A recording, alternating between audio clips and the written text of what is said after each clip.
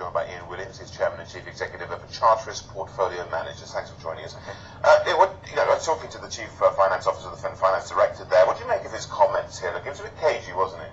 Yeah, well, we think, first thing we did actually when we took over the management of our equity fund is we sold all the other food retailers and put all the money into Morrison's. So Morrison's done pretty well, so we quite like Morrison's. We thought it was very much undervalued relative to the others, and it had growth prospects that maybe companies like Tesco, because of their size, can't quite manage. It's a lot easier for Morrison's to grow than it is for Tesco. Yeah, but when do you exit the stock, though? That's the point.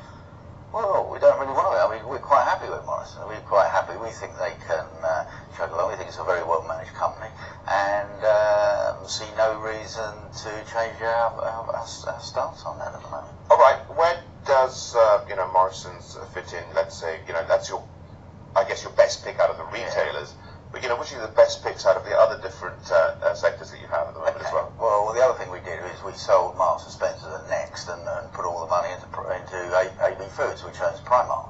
So that's doing okay as well. I mean, we just looked at the high street and just, well, if you go in all these shops, where is there a queue at the till, and where are there empty tills? And if you go into Primark, the queues are a mile long. So you don't need to be a genius to work out that Primark's actually, because of its cost structure and its business model, in a recession when times are tough, shoppers look for value, and Primark is going to sail through this recession, and that's what the numbers are starting to show. Right, your equity fund has outperformed the FTSE by what, 10% here. Can it go on, the FTSE, the rally we've seen, 43% odd up since March the 3rd? I think it's in danger. There's a lot of Johnny-come-latelys joining the party, and a lot of this is being driven, it's the same as the rally in the gilt market, a lot of this is being driven because savers are getting zero return on their savings at the moment.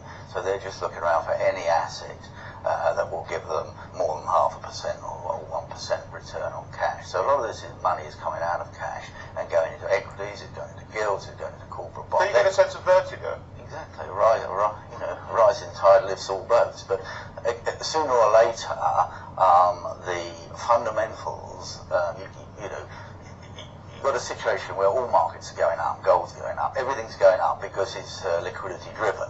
Sooner or later, some of these things have to start to diverge, and if things get pushed too far, then you're going to see a reaction. Yeah, you're saying gold's got even higher to go at the moment, haven't you? How high can it go?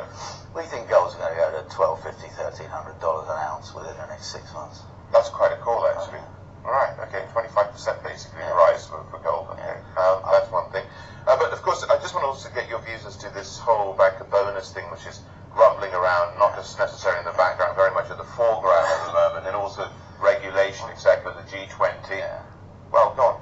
Okay. Say your piece. All right. Well, we think there's more nonsense being talked about bankers' bonuses than any other subject at the moment.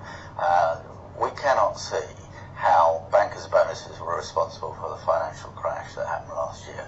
We think the root cause of the financial crash was a collapse in the real estate bubble, firstly in the United States, and then in the United Kingdom, and then in Spain, and then in Ireland, especially in Ireland. And Ireland's a good case point. The entire population went on property speculation, and the bubble burst.